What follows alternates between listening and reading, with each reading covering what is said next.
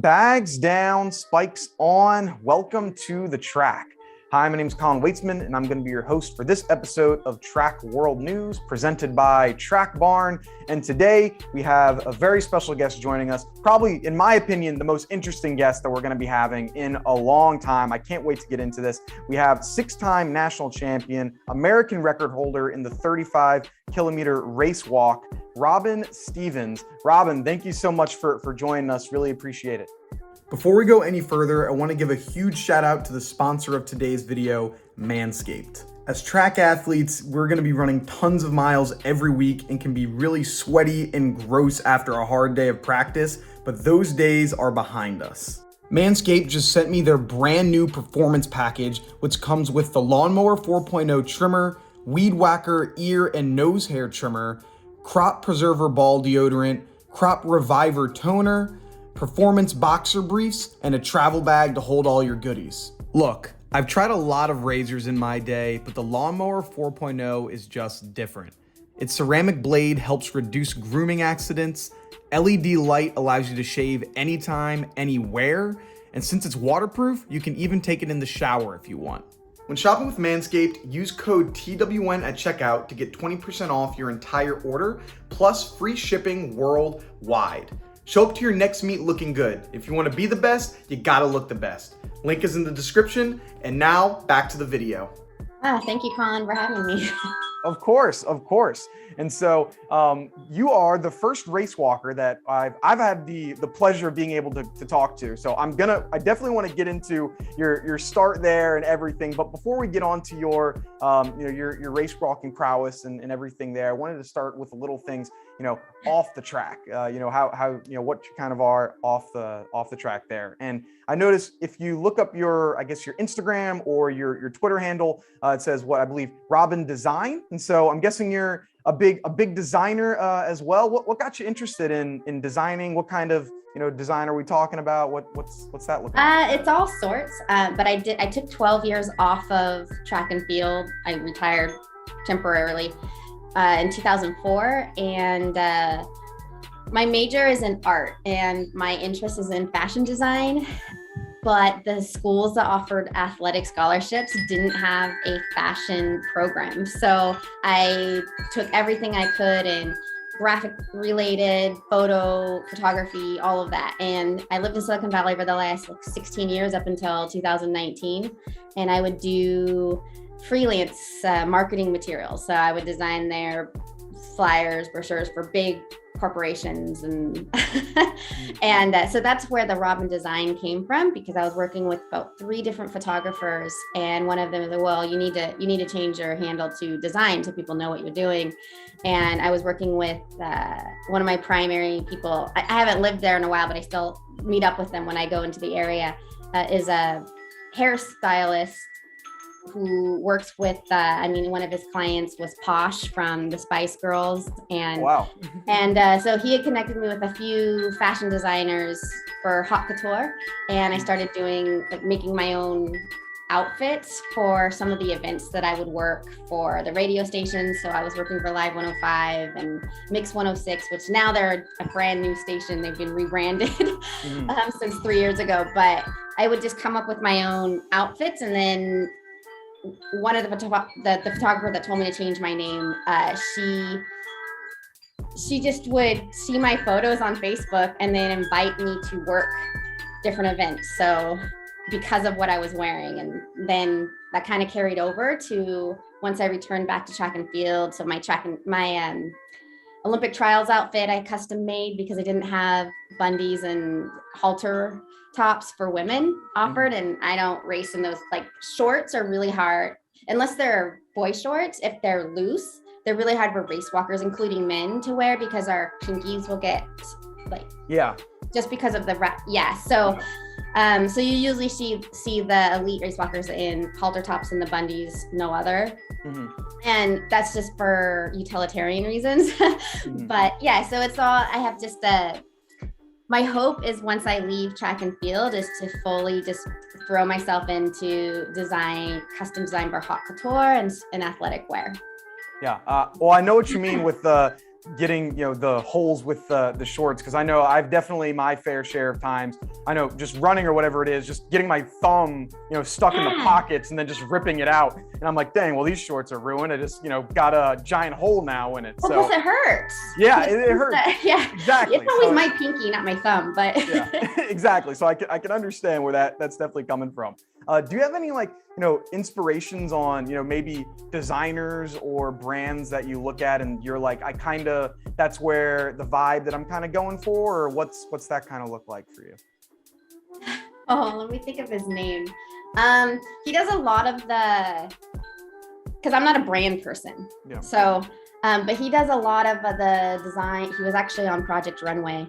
But so he designs a lot of the outfits for like Avril Lavigne and Beyonce. So if you're looking at stuff that they would wear, Lady Gaga, stuff like that, it's more like the haute couture rocker type. So that's the style that calls to me, but a very clean, aesthetically on edge. Yeah. So aesthetically clean on edge rocker type, but there we go.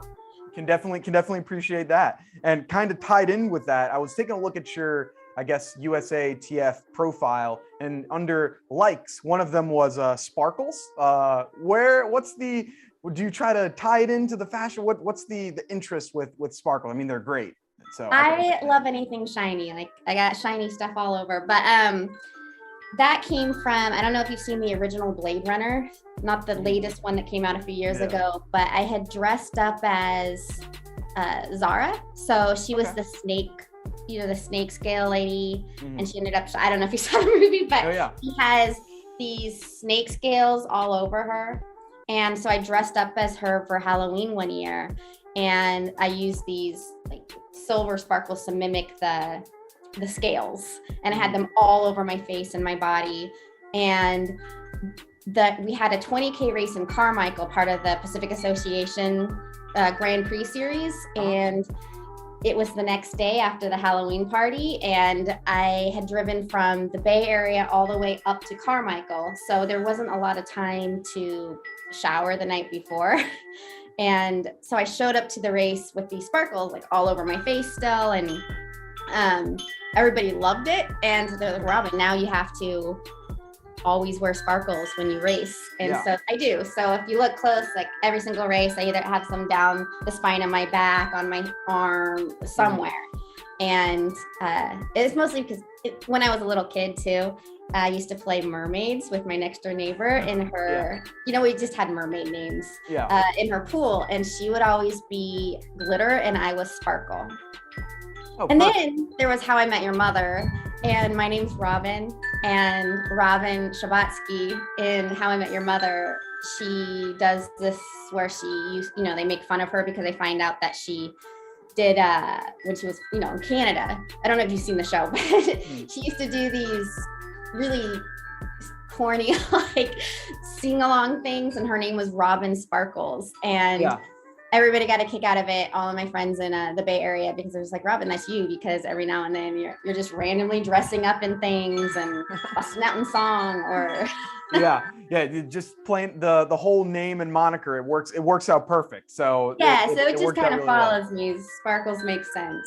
Exactly. I mean, what I do, just randomly on a day, I'll think of a theme, and just to spice things up in my day and the monotony, I'll be like, okay, let's have like one of my friends, sometimes my friends participate, and they'll be like, okay, Robyn, you like mochas, so dress up as a mocha.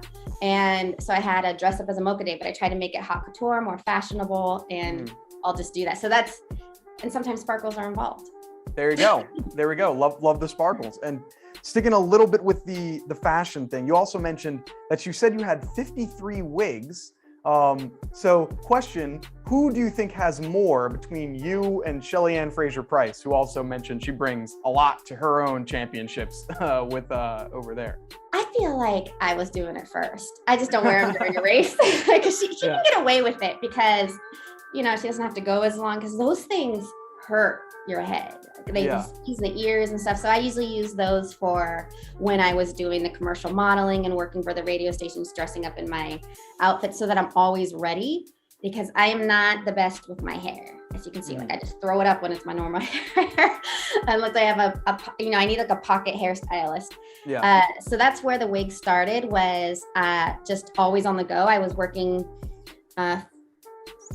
some part-time as like a marketer. So I was doing like the marketing materials for this place called CTO Forum, and afterwards I would go off, and whenever she needed, like that photographer needed my help, or there was like 3 different photographers that I worked with, one worked with PayPal, they would call me impromptu. And so I just kept these wigs and a bag of just various outfits that I had put together in my car, so that I was always ready. Because sometimes I'm just finishing a workout and I don't have time to do my hair. I could wash myself really quick, but I didn't have time to do my hair. So I just started collecting all these wigs. Now, I've thought about wearing them during a race, but my races are 20K, 35K, the minimum. Couple hours long. Maybe I could do it for that 1 mile we do a year. But yeah, so I think I have more than her, because I've only seen a couple colors on her, but I don't know. I got to pay closer attention.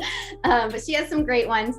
I used to work I lived around the corner from a Diddums, which was my, I guess my kryptonite, because like I would just be walking home and, well, let me see what wigs Diddums has. And I would just go and just pick up a new one and bring it home. And then I would think of an outfit to go with it. So I have like a bright pink beehive wig. I have various different color ones for when I worked because I would work concerts and stuff. So that's where it kind of came along.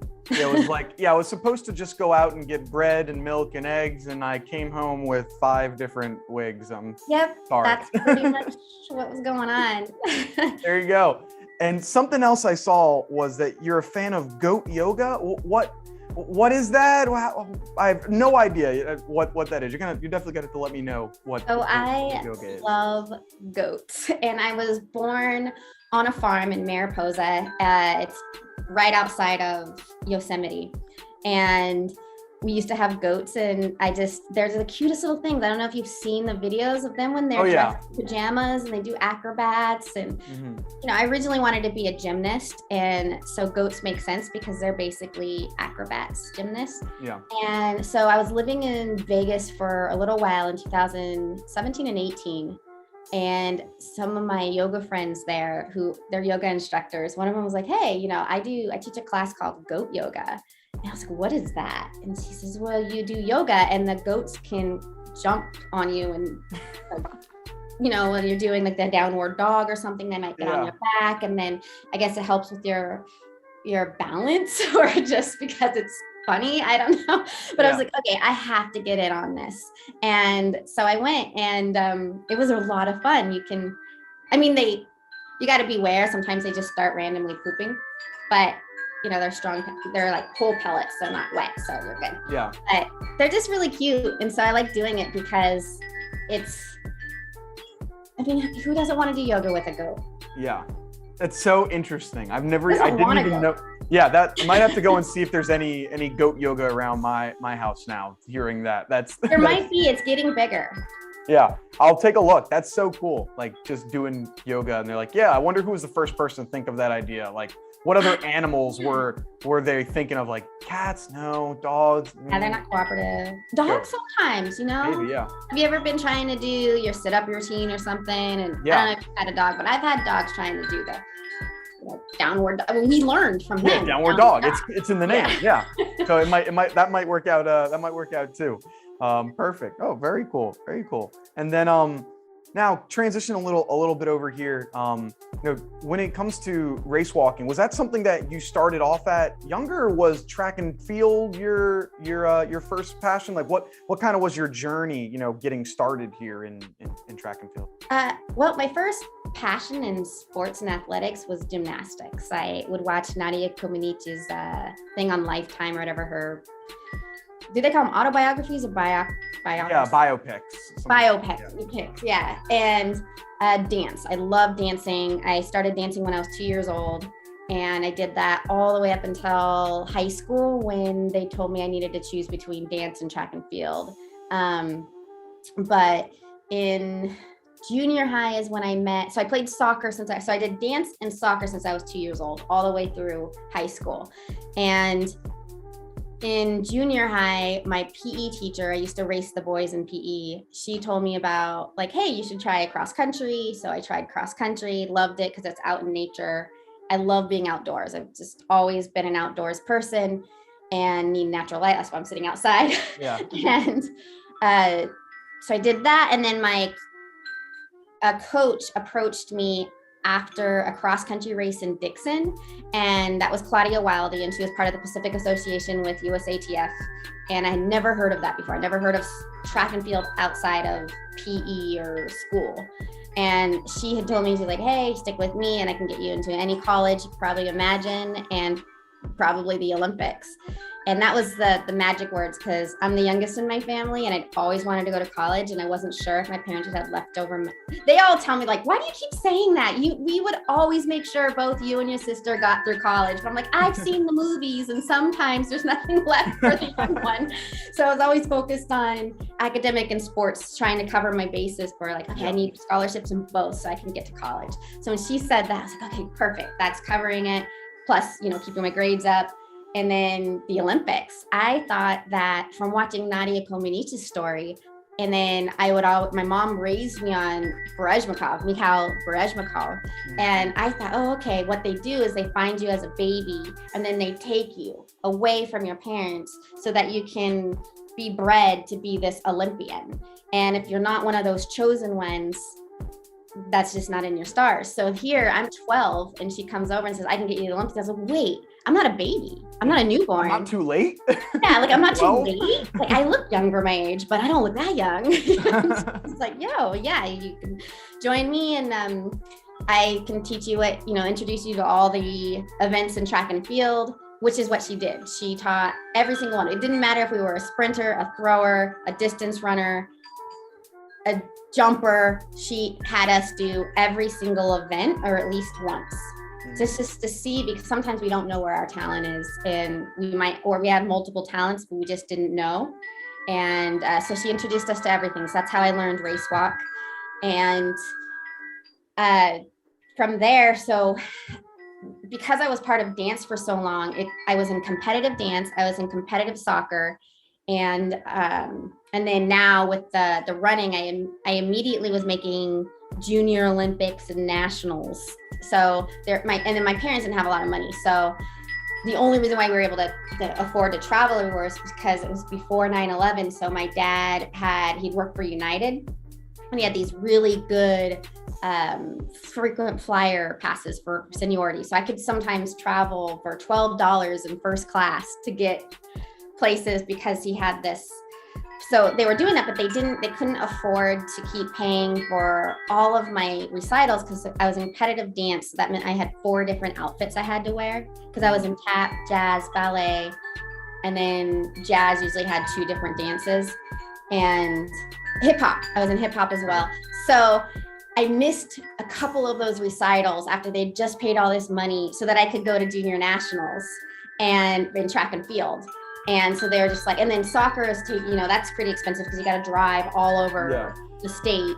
And so they finally were just like, well, Robyn, you got to pick between track and field and dance. Soccer was still okay because it wasn't interfering with dance recital season. Dance recital season the same time as track and field. Yeah. So I was really sad because I was just like, I really love dance, but I really want to go to college. And I really want to go to the Olympics. And it's really hard to become the prima ballerina and I didn't like ballet. That was my least favorite. I loved hip hop. So, which is hence, I wanted to be a backup dancer for someone like, Gwen Stefani or something. Yeah. So I talked to my dance instructor and she there was 2 different competitive levels and I should have been in the top, but she was holding me back and just the one below it because she said I was a great mentor for the up and coming ones because I'm approachable.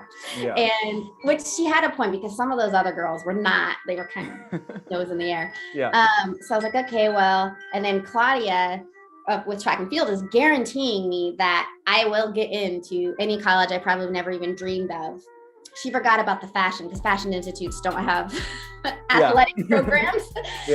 But she was right. I got all the Ivy Leagues, all the D1s, all of that, which I never expected Ivy League schools. And then she was guaranteeing me the Olympics. And that, that's like the golden ticket, like in Willy Wonka.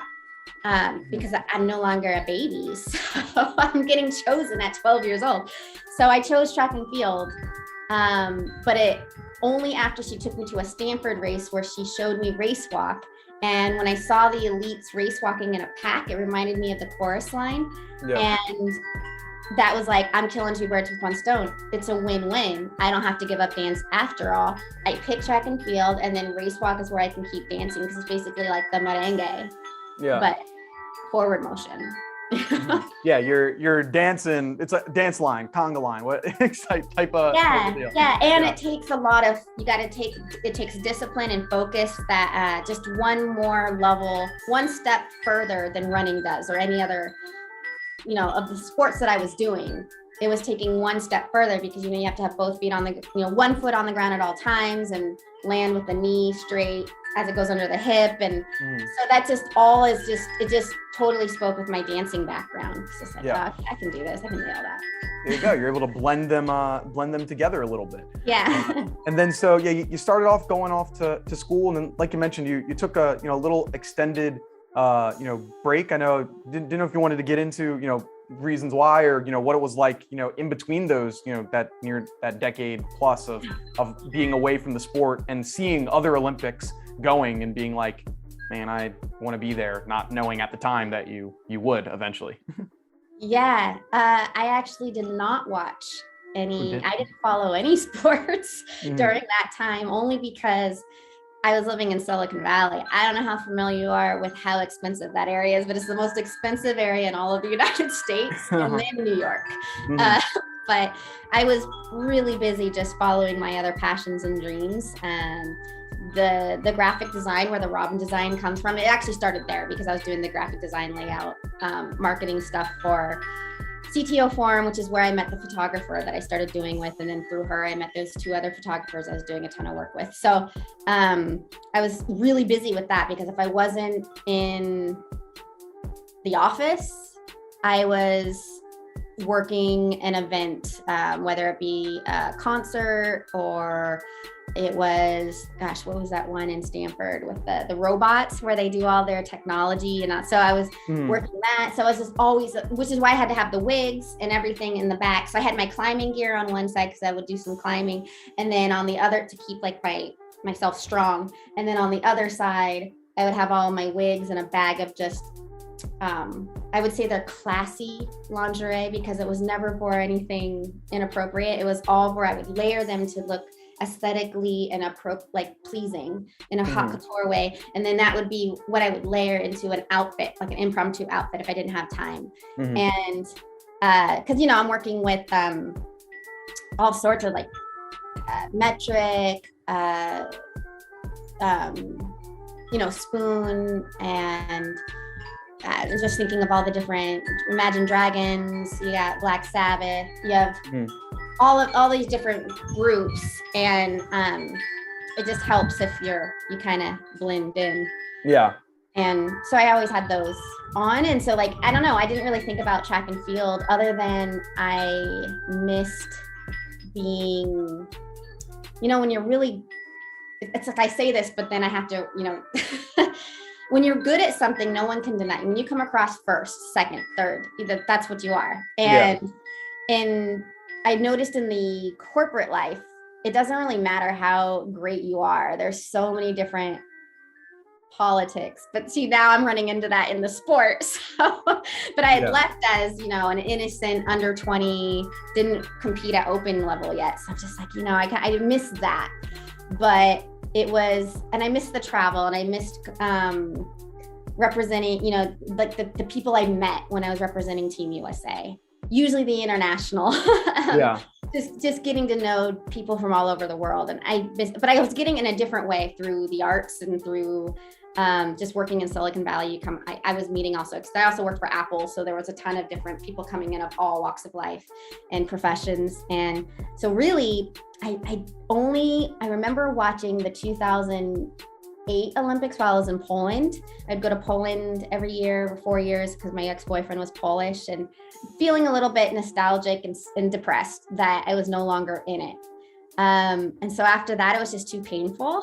So I didn't watch 2012, and I didn't watch 2004 because that was too painful, because that was the first Olympic trials I'd qualified for. And a month before trials, I got injured and I couldn't even start. So at the Olympic trials, I was the card runner for the race walkers. And so I'm just watching all my competitors, and I probably would have placed top 6, which would have not been a bad start, for a freshman in college, but it was just too painful. So I just focused on that, and then eventually got into financial planning.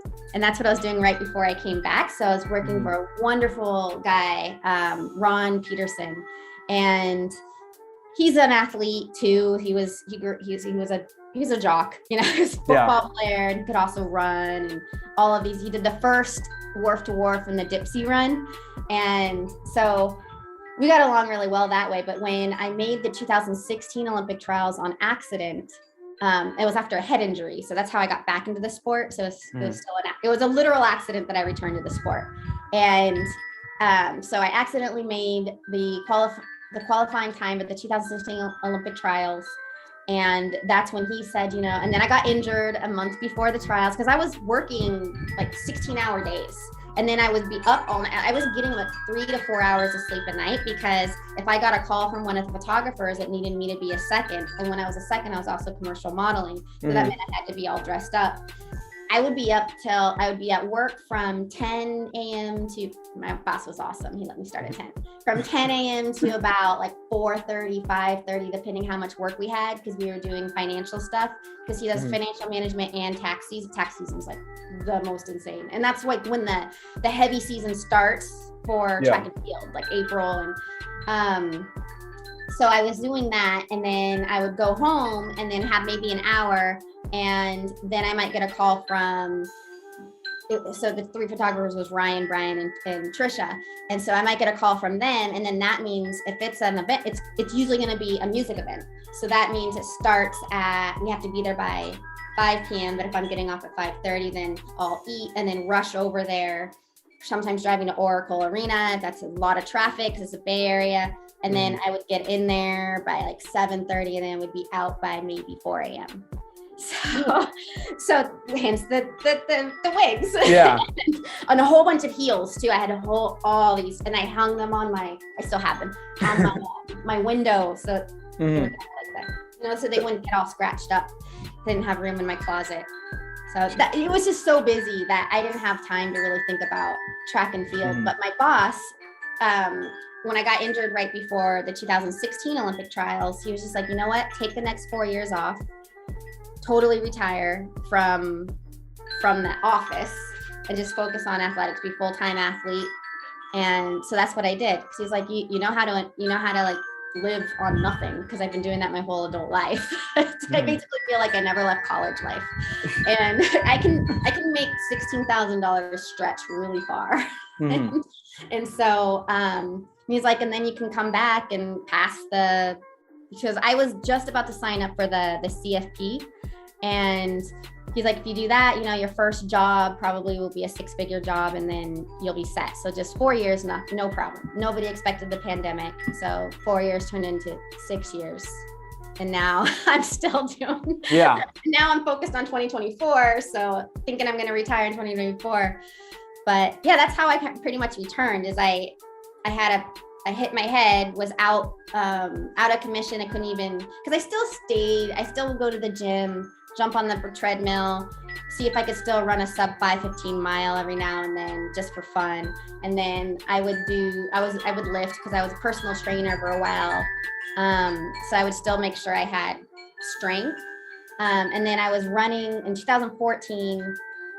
My dog got cancer, and I was really depressed about it. And so one of my former colleagues from San Jose State, Valerie Willard, who also designed the Hoka shoes, she was like, oh, Wolfpack running group. They meet on Tuesdays once a week. You should join. And I was like, I haven't ran in years. She's like, oh, it's just fun. You could be our 5th girl or 4th girl just when we need points. So that's what they would do. They would call me when they needed someone to complete a team. And I would sometimes show up. This was so different from my serious years before and now. But I would just show up right as the gun's going off. Like, I'm here.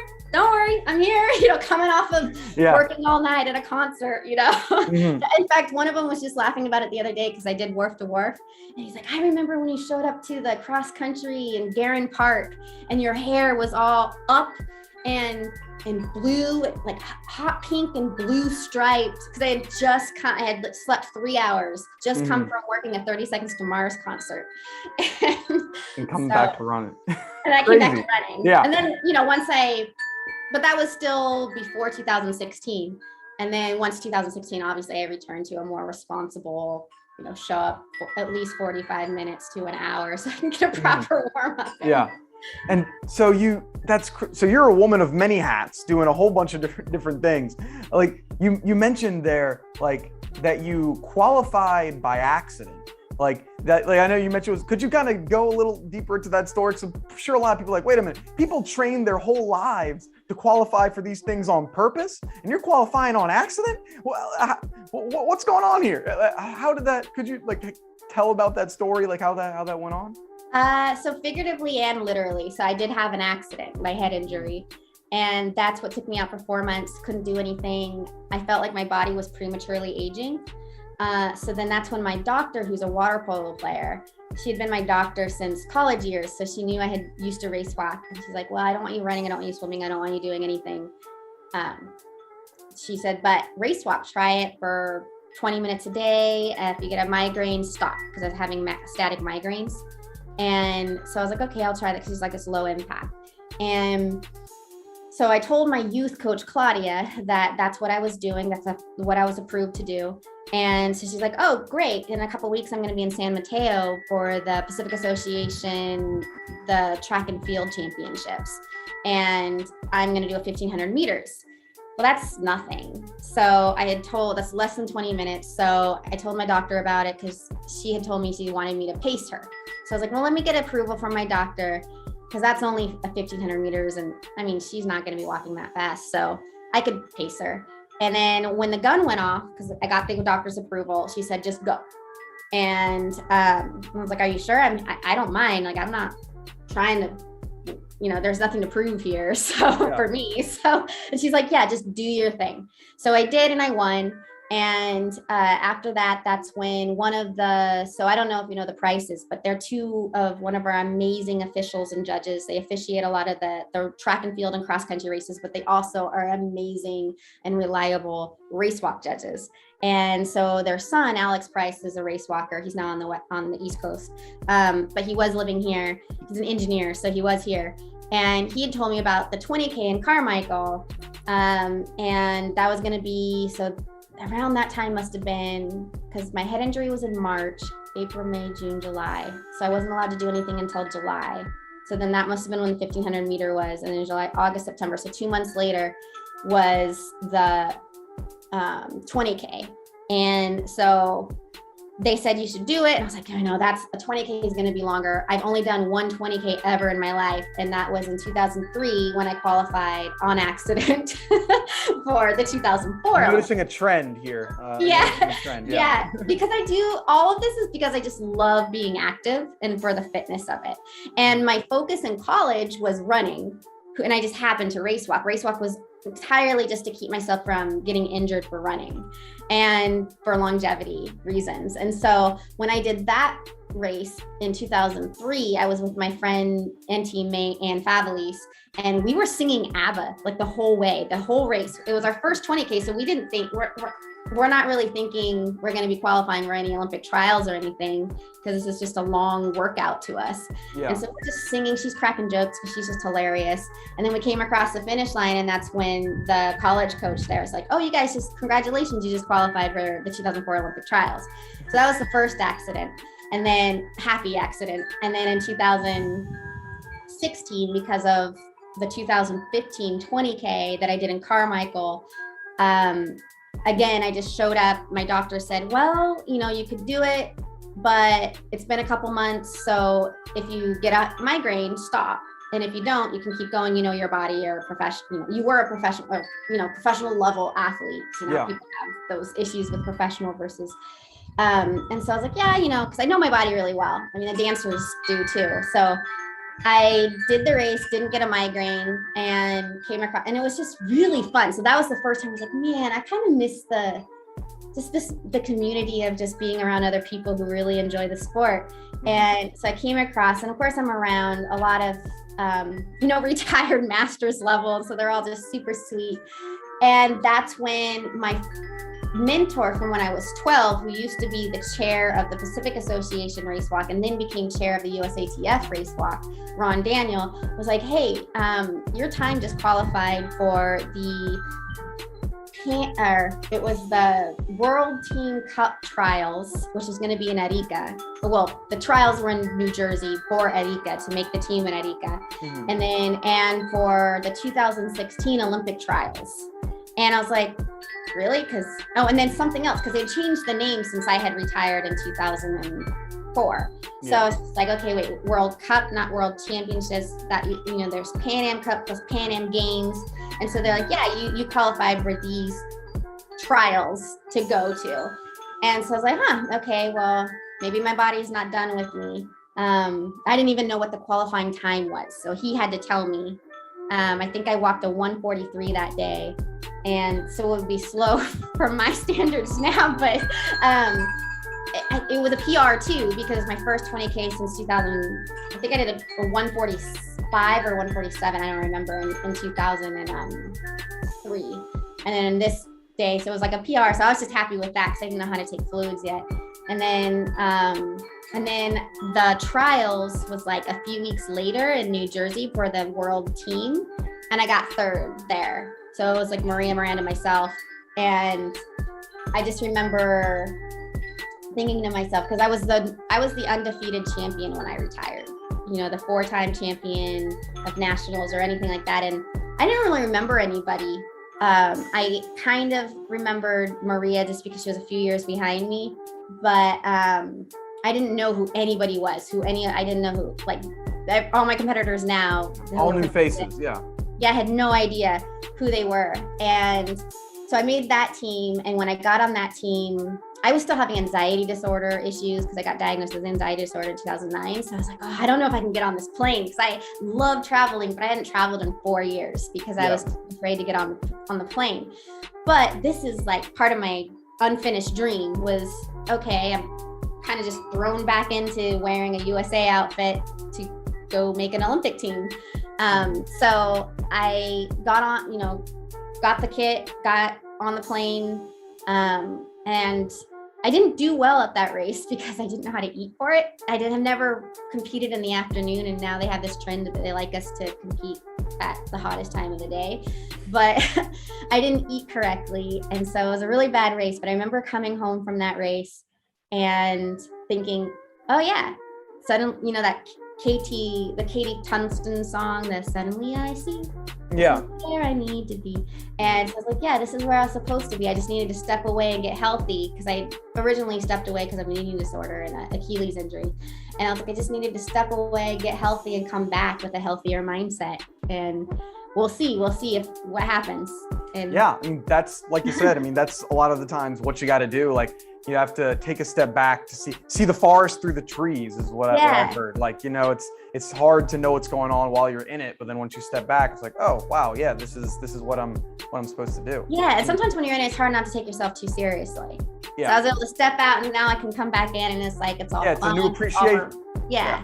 It's like I appreciate it for all the right reasons, I believe now, where before it was just a cluster of Exactly. It's like it's a fresh start. It's a fresh start. And recently, or I guess not recently now, time flies, but you had the video of you, Keegan Michael Key, and Kevin Hart race walking together. How did that thing set up, for the YouTube special, and what kind of, what are they like, outside the comedy specials and things that they're usually doing? Oh my gosh, they're amazing.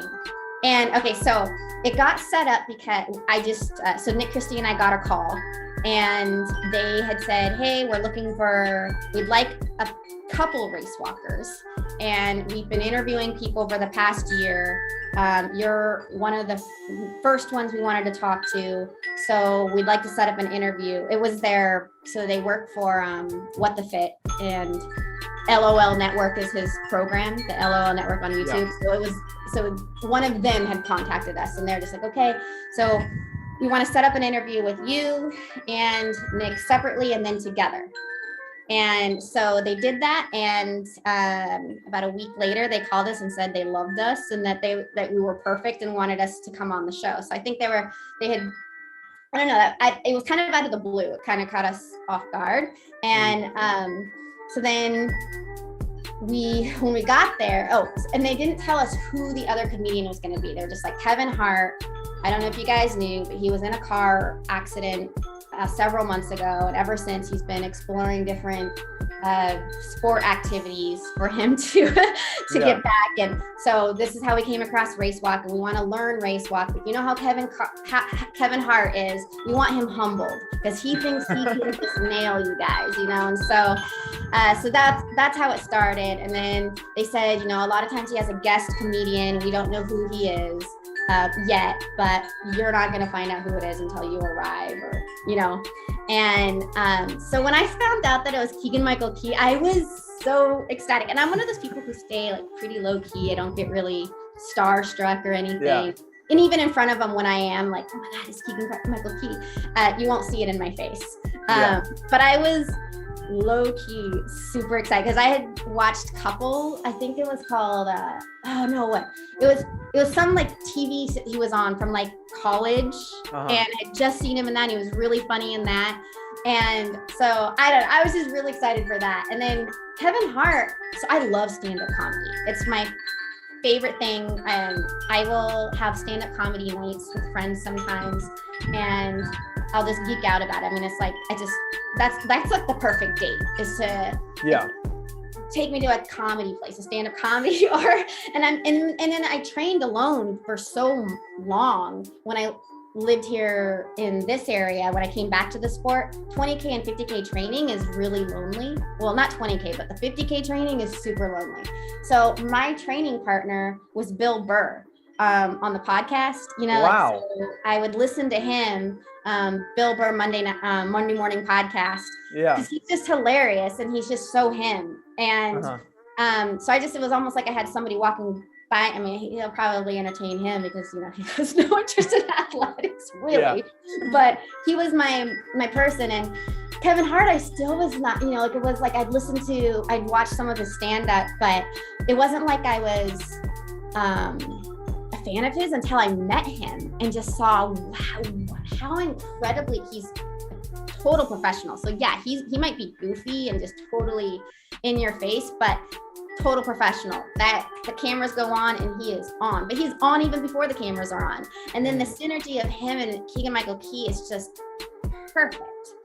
I mean, I know he and Peele, because they do a lot. Yeah, Key and Peele, Jordan. Yeah, but I just loved them together because it was like immediately, as soon as they showed up, Nick and I were stretching and warming up, and they came in and they're like, "You're going down. We're gonna get you. We're going down." And it was just great. It just and they're cool guys, and then I became a real big fan of. It's not like I wasn't a fan of Kevin Hart. It's just I became a follower now. There you go. Yeah. And that's a great point. I mean, for those that may not know how fast it is that you're going, because like you see, if you're a traditional track fan, it's like, okay, 35K, and it's 2 hours, 45 minutes. Like, what is that? So for that, you're walking. Keep in mind, walking about 7:35-minute miles. Yeah. And your mile best that I saw from 2020 was 6:41, which is better than my PR in the regular mile running. So you're walking these times that are like, most people, if they could run these times, would be extraordinarily proud with themselves. So it's hard it's with those big numbers. It's like, oh no, yeah, you guys are moving. You're going fast. Oh yeah, we get our heart rate as high as elite runners. So. Yeah, that's wild stuff. And then had some fan questions real quick for you here. So this is from Jay Dumbry. He says, what was the most impactful piece of advice that you received? That I received? Yeah, some advice that you might have gotten from someone. You know, it sounds cliche and I heard it a lot, but the best would be follow your own path and don't ever give up, even when people try to. There will be people who will try to take it away. They'll try to talk you out of your dreams. They'll try to steal your dreams. They'll try to, impede your path. Always keep an open mind and trust in your heart and for the other app. There's no one avenue. So keep open to that and be open to the various ways that you can achieve that dream. It doesn't have to look how it appeared in your head initially. Like initially I thought I'm going to go to the Olympics as a runner. And I wanted to do the marathon. Instead, I'm doing the 50K, which is longer than the marathon, but women are not allowed to do that, and the 20K. So, and I'm glad that I did, because basically I got to go to the Olympics to dance. And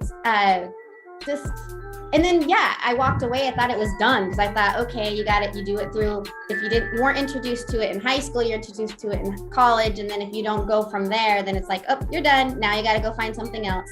But nope, that's not necessarily true either. Yeah. So just follow your own path, and no one path is the way. Yeah, I'm sure if you went back and told yourself in 2005 or 2006, like, hey, by the way, you actually are making the Olympics, just not right now. I'm sure yourself would have been like, that part of my life is done. Like, I missed it. And I'm sure, but it's like, no, that's not the case. There are other ways to get to your goal. It just may not be the most obvious one, I guess. Yeah, sometimes it's timing and place, but And that actually was what I said, because my youth coach, Claudia, was always like, you're an Olympian, Robyn. You should be doing this. My bosses that I would have, they would come in and be like, I had two of them specifically. One of them, I was working for a commercial realtor, and I had met him through Apple, because I was an Apple business partner. And then he hired me to do some work for him when I was off of Apple. And he came in one day, John Shelton, and what are you doing here? And I said, what do you mean? Am I doing a bad job? Like what? And he's like, no, it's just, you come here and you're sitting in this office and you're an athlete. You don't belong here. You belong on the track. And my dream for you one day is to show up and not see you here. And I see a letter of resignation saying that you're going to focus on your athletics again. And I just thought, and I was like, seriously? I'm like, just tell me, like, if there's anything better I can do, just let me, because I try to be the best at whatever I'm doing and learn, whatever I can. And then he was just like, no, he played golf and he was athletic growing up, a football player and all that. And he was like, no, he had daughters my age and younger. And he was just like, no, I could just see it. Like, it's a wasted talent, like you're not doing what you're supposed to be doing. And I was like, well, I'm done. And that was 2007. And I was like, no, I'm long done with that. I walked away and never looked back in 2004. Mm-hmm. And now I want to be, just being able to take care of myself without needing a man in my life, And so he was one. And then it was the financial, the financial planner manager that I worked for, who was just like, no, you have so many skills, Robyn, you're going to be fine, but you're an athlete and you're only young for so long. And if you keep trying to balance the office life with the training, you're in your mid 30s at the time. Now I'm 39. I was squeezing my workouts into my lunch hour and not taking breaks. So I would just do the hour and a half, because you're supposed to have 15-minute breaks. And then if I couldn't fit that in, I would do it at midnight when I would get home, or after one of my, sometimes 3 a.m. And that's not the best way for your body to recover. And that's what he said. He's like, you're going to keep getting injured because you're not warming down properly. You're not warming up properly. So you need to do this right. Yeah. Yeah, it's like you're only in that age window that you can be a pro athlete for. You can work will be there. There will be more assignments when you're older, but yeah, and that's what he said. And he's Yeah. like, and you've shown with your resume, you can do a lot. So. Yeah, exactly. Next one we had was from Justin Stuckey. He says, at what point did you realize that you were an elite athlete?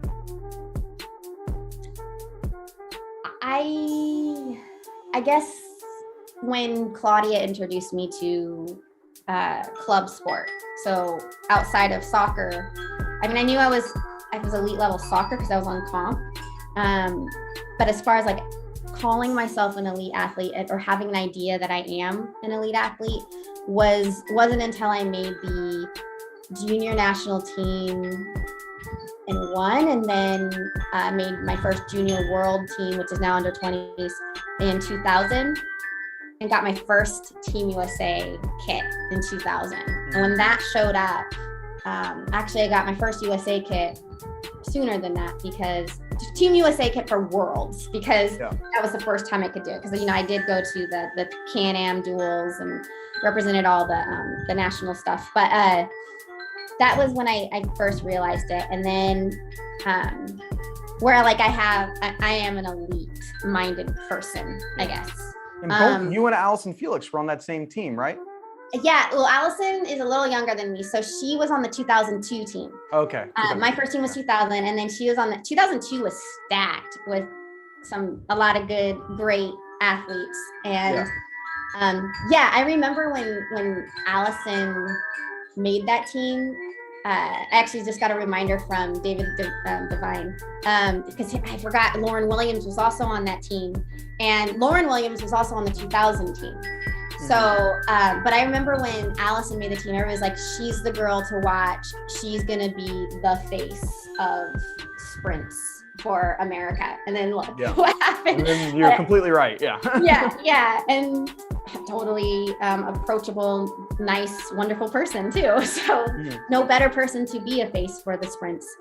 Yeah. And I think it was that. I think it was making that team knowing, and then people saying, see these people here, they're the same people you're going to see at the Olympics.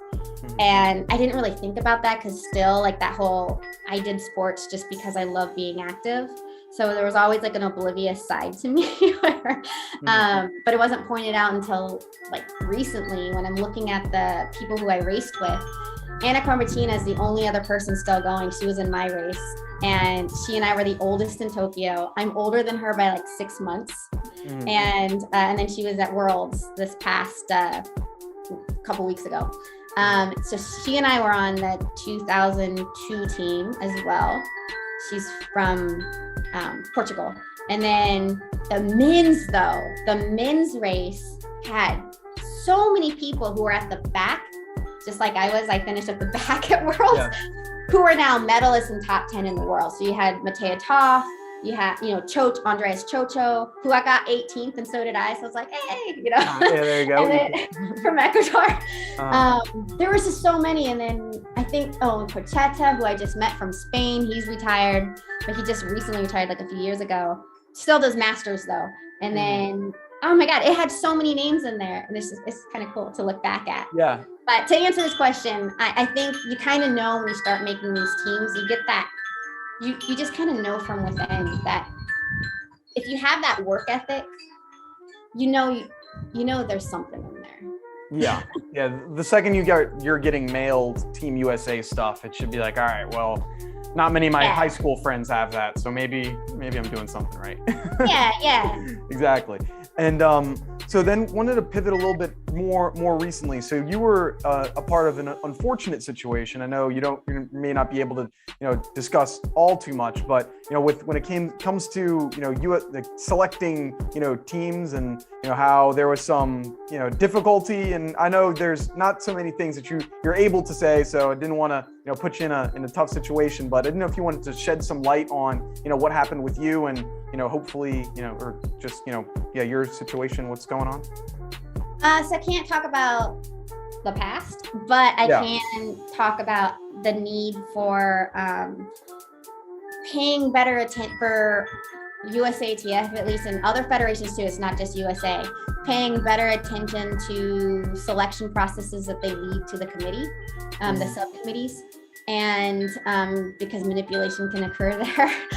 But I think there's going to be a transition period because we have the World Athletics and ranking and the auto qualifying, and then we have this nostalgic want to keep holding on to this Olympic trials where there's just one race on one day, whoever the top 3 are on that day goes, which has its purpose, but the whole point of Olympics and World Championships is to send your best 3 from every country. And the world rankings shows that, because it shows who your strongest are, who your most dependable and reliable are, because they're able to show up multiple times throughout the year. So they're probably likely going to show up at the Olympics and probably place the best as well, of the people available to represent their country. And so that I really am a fan that the world rankings is to eliminate the subjectivity in selection. And right now that's not being accepted. And then, you look at the auto qualification times and they're outlandish. They're hard. They're supposed to be hard because the word auto means automatic. Yeah. Which means there's no other selection criteria necessary. It's if an athlete is getting that automatic mark, there's no question they qualify. They're the best in your country. So that's kind of what happened with the 35K. I'm the only one with the automatic qualifying time in the 35K race walk in the US, and male or female. And but there were some discrepancies there on whether I should go. But yet I'm the number 1 ranked race walker, highest ranked for male and female. And then I have in 20K and 35K. And then I have the automatic for the 35K. And then they just released the new automatic qualifying times for Budapest and Paris. And they're even faster than the automatic for Oregon. So right now I still have, and I'm the only one who has the automatic qualifying time for the 35K for Budapest. I don't know, it's probably not going to be in Paris for the 35. And then the 20K, I'm getting myself down to that 129.30, but I'm the highest ranked and finisher head to head in the 20K as well in our country. So basically it's just that and it's not just the race walks too. It's I know like Tara Davis of the long jump. Basically we need to just start using a little bit more common sense and look at who your top performers are, and those are the 3 that go. And very few people are going to make the automatic time in each country. I think the only place that will have more than 3 is the US and Jamaica, in the sprints. They're going to have more than 3. And then that's where a trial system makes sense, other than for a purse opportunity to pay their athletes, which we really should be paid salary. But the top 3 in each event should be paid a salary. And because I just saw an interview with Max Siegel, and it's like, oh, the hardest thing would be trying to figure out who gets the salary. It's like your top 3 in each event should get the salary. But because if you support them, the ones that aren't medaling now are going to be medaling. But that's the thing, is so the trial should be just for a tiebreaker for if there's more than 3 athletes who have the automatic time, which is very rare that someone's going to have that. And then as far as rankings, if there's nobody that has an automatic, you look at the world rankings and 1, 2, 3 from each state goes or from each country goes for that country. It's really not subjective whatsoever. Because those 3 have acquired these points throughout the year, demonstrating that they are consistently strong. It wasn't that they were strong for just one day and then they show up out of shape or just subpar later. Because some of these races, especially for the distance races, are like the 35K is in January. Marathons are like 5 months ahead of the Olympics. So a lot can change in between that time. So the world rankings really does make the most sense for demonstrating who are the best in each country. And the problem comes not as much for Olympics, because the IOC has more say in that. But for the world championships, they leave a lot to the federations, the member federations, and they'll say, oh, you can decide whether or not you want to send them or not.